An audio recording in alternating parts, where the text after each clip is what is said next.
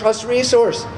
And that is the way that they gave themselves a subsidy. And they've also privatized the lakes and the Adirondacks with their acid rain and the forests. They've privatized the air in my children's lungs because my kids can't breathe it anymore. And that's what all pollution is. And when, all of the federal environmental laws were intended to do is to restore free market capitalism in this country by forcing actors in the marketplace to pay the true cost of bringing their products to market.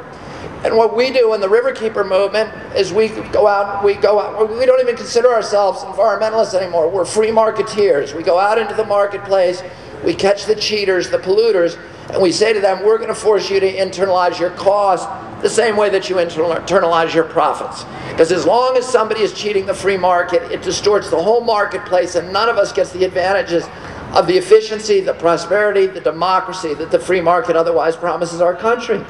And what we have to understand as Americans is that there's a huge difference between free market capitalism and the kind of corporate crony capitalism that has been embraced now, across this country, in Washington, D.C., and Frankfurt, and all over the place, which is as antithetical to democracy, to efficiency, to prosperity in America as it is in Nigeria. Now, I want to say one more thing, which is this, and it's the point I tried to start off with before this whole talk turned into a digression, which is that the reason that we protect the environment is not so much for nature's sake, but for our own, because we recognize that nature enriches us. It enriches us economically. Yes, it's the basis of our economy, and we ignore that at our peril. The economy is a wholly owned subsidiary of the environment. But it also enriches us aesthetically and recreationally and culturally and historically and spiritually. And human beings have other appetites besides money. And if we don't feed those appetites, we're not going to grow up. We're not going to become the kind of beings that our Creator intended us to become. When we destroy nature, we diminish ourselves. We impoverish our children. We're not fighting to preserve those ancient forests in the Pacific Northwest or the deciduous forests of Appalachia for the sake of the spotted owls or other creatures, as Rush Limbaugh loves to say.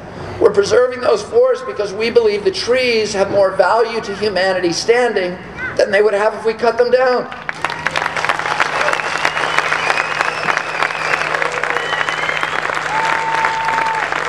And I'm not fighting for the Hudson River for the sake of the shad or the sturgeon or the striped bass, but because I believe my life will be richer and my children and my community will be richer if we live in a world where there are shad and sturgeon and stripers in the Hudson, and where my children can stand on the banks of the river and look out and see the small commercial fishermen, that I've spent 25 years, basically my entire professional life, protecting their interests, of their capacity to earn a living and to pursue their livelihood and their property rights and their recreational rights.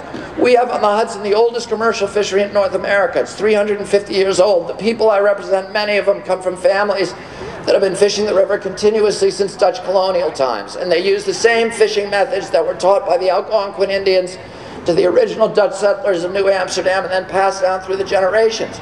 And I want my children to see these men and women out in their tiny open boats with their hash poles and their gill nets and be able to touch them when they come to shore, to wait out the tides, to repair their nets, and in doing that connect themselves to 350 years of New York State history and understand that they're part of something larger than themselves. They're part of a continuum.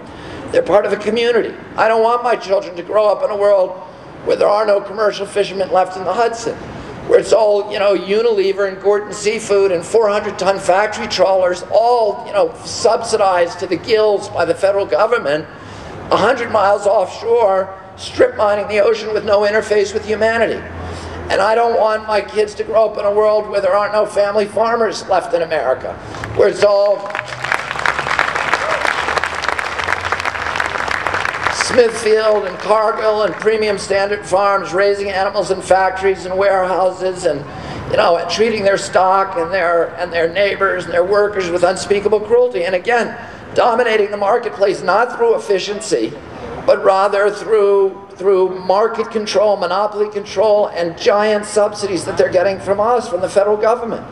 And driving the family farmer off the land, pounding the final nail into the coffin of Thomas Jefferson's vision of an American democracy rooted in tens of thousands of independent freeholds owned by family farmers, each with a stake in our system. And I don't want my kids to grow up in a world where we paved the landscapes and lost touch with the seasons and the tides and the things that connect us to the 10,000 generations of human beings that were here before there were laptops, and that connect us ultimately to God. And I don't believe nature is God, or that we ought to be worshiping it as God. But I do believe that it's the way that God talks to us most forcefully. And God talks to human beings through many vectors.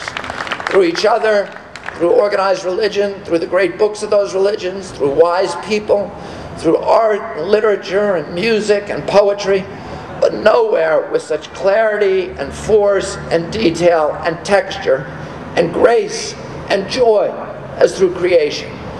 We don't know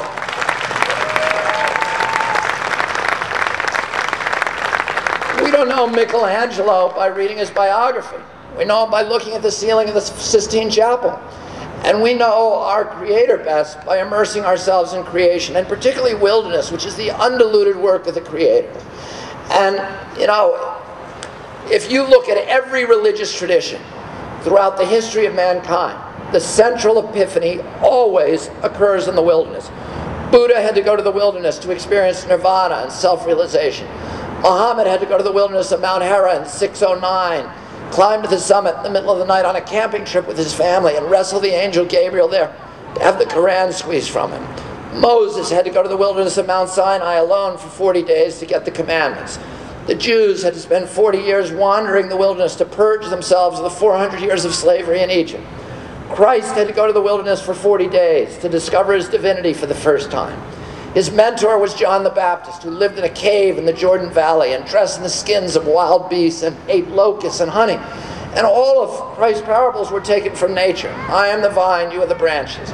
The mustard seed, the little swallows, the scattering the seeds on the fallow ground, the lilies of the field. He called himself a fisherman, a farmer, a vineyard keeper, a shepherd. The reason he did that, and it's the same reason, is that's how he stayed in touch with the people. And it's the same reason that all the Old Testament prophets, the Talmudic prophets, the Quranic prophets, the Upanishad prophets, all the way back to the pagan prophets like Aesop, all of them came out of the wilderness, and all of them used parables and fables and allegories drawn from nature's morality plays to teach us the difference between what right and wrong and what the face of God looks like. And Christ did that because that's how he stayed in touch with the people. He was saying things that were revolutionary, that challenged the political hierarchy and of fundamentalism of his own time. And he would have been dismissed by the common people as a quack because everything he said contradicted the things that they'd heard from the literate, sophisticated people of their time. But they were able to confirm the wisdom of his parables through their own observations of the fishes and the birds. And they were able to say, he's not telling us something new. He's simply illuminating something very, very old, messages that were written into creation by the Creator at the beginning of time. And we haven't been able to discern or decipher them until the prophets came along who had immersed themselves in wilderness and learned its language, then come back to the cities to teach us the wisdom of God. And you know, this is where our values come from. The overarching values that unite all of humanity. And it's where our values come from in our country too, the values that unite us as a community. Wilderness is such an important part of American culture. From the beginning of our national history, our greatest political leaders and theologians and poets and cultural leaders were telling the American people, you don't have to be ashamed because you don't have the 1,500 years of culture that they have in Europe. Because you have this relationship to the land, and that's going to be the source of your values and virtues and character. And Frederick Jackson Turner, who was our greatest American historian, said that in America, democracy came out of the forest. Without these vast tracts of wilderness and woodland like you have here in Kentucky, we wouldn't have evolved the political institution that defines us as a people. And if you look at every valid piece of classic American literature and poetry and art, the unifying theme is that nature is the critical defining element of our culture. This is, you know, the battle that we're fighting, that all of us are fighting, is not just a battle to save a few acres of wetlands or river systems. but it's a battle for the values that define